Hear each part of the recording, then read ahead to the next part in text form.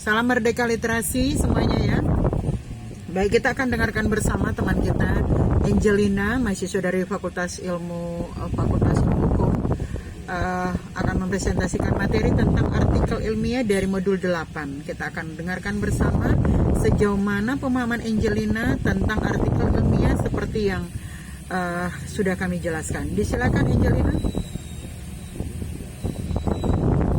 Baiklah, terima kasih atas kesempatan yang diberikan. Salam merdeka literasi. Nama saya Angelina Irena Bakirani, Prodi Ilmu Hukum. Pada saat ini saya akan mempresentasikan modul 8 dengan tema esai refleksi PJJ daring situasi khusus mahasiswa.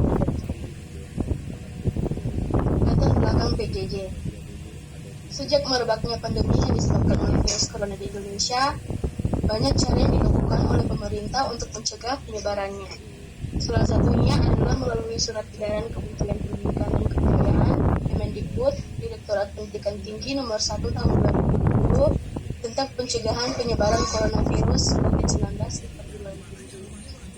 Melalui surat edaran tersebut, pihak Kemendikbud memberikan instruksi kepada perguruan tinggi untuk menyelenggarakan pembelajaran jarak jauh dan menyarankan mahasiswa untuk belajar dari rumah masing-masing.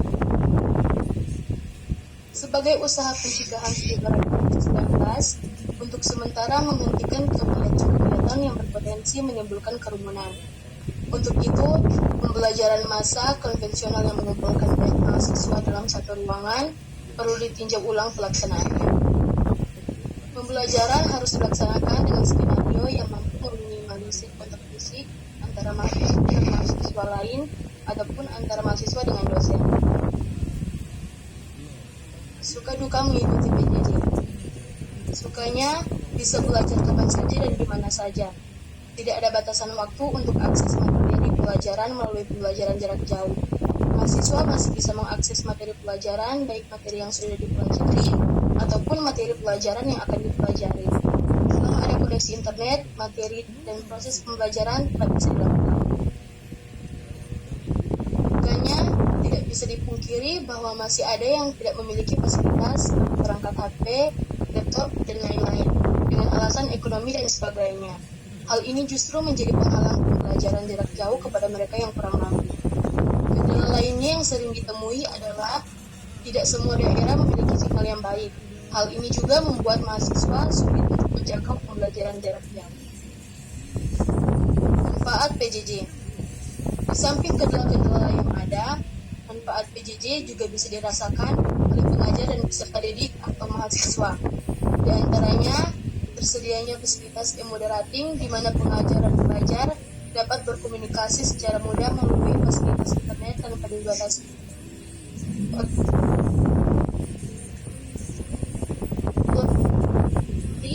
Yang berkaitan dengan bahan yang dipelajarinya, ia dapat melakukan akses di internet secara mudah. Baik pengajar maupun pelajar dapat melakukan diskusi melalui internet yang dapat diikuti dengan jumlah peserta yang banyak, sehingga menambah ilmu pengetahuan yang luasan yang lebih luas. Sisi positif PJJ.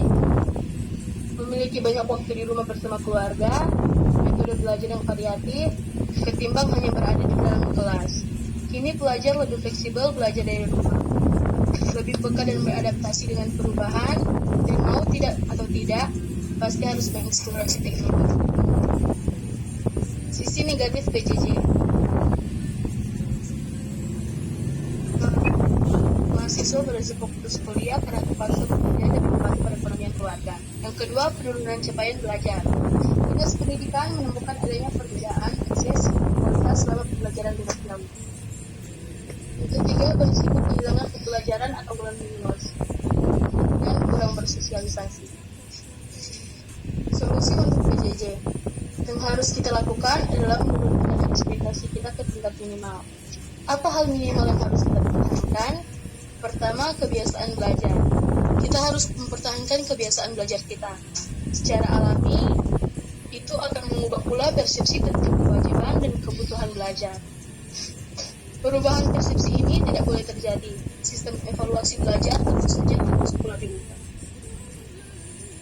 Harapan untuk PJJ ke depannya. Harapannya agar supaya pendidikan akan diterapkan betul petunjuk teknis pelaksanaan pembelajaran jarak jauh ini.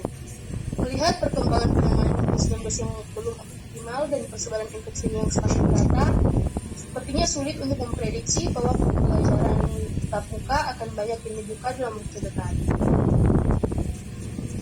Mungkin harapan ini terlalu jauh untuk melangkah menuju fleksibilitas pembelajaran. Masa pandemi pun, pemerintah harus membuat kebijakan melalui alur birokrasi yang tidak ringkas dan efisien. Tapi bolehlah kita harus menumbuhkan harapan kepada generasi saat ini dan generasi sesudahnya. Karena hanya dengan harapan kita bisa bergerak ke depan dan menumbuhkan mimpi. Kesimpulan atau konklusi PJJ. Program PJJ ini bertujuan memberikan penjelasan tentang pendidikan jarak jauh kepada warga masyarakat. Bahwa pendidikan jarak jauh telah berkembang menjadi modus pembelajaran utama atau mainstream, sebagaimana sistem pendidikan tatap muka. Dengan memahami sistem dan cara belajar melalui pendidikan jarak jauh, warga masyarakat akan berminat meningkatkan kualitasnya melalui sistem pendidikan jarak jauh. Demikianlah yang bisa saya presentasikan kepada teman-teman. Saya ucapkan banyak terima kasih. Salam Merdeka Literasi. Oke, salam Merdeka Literasi juga. Thank you ya.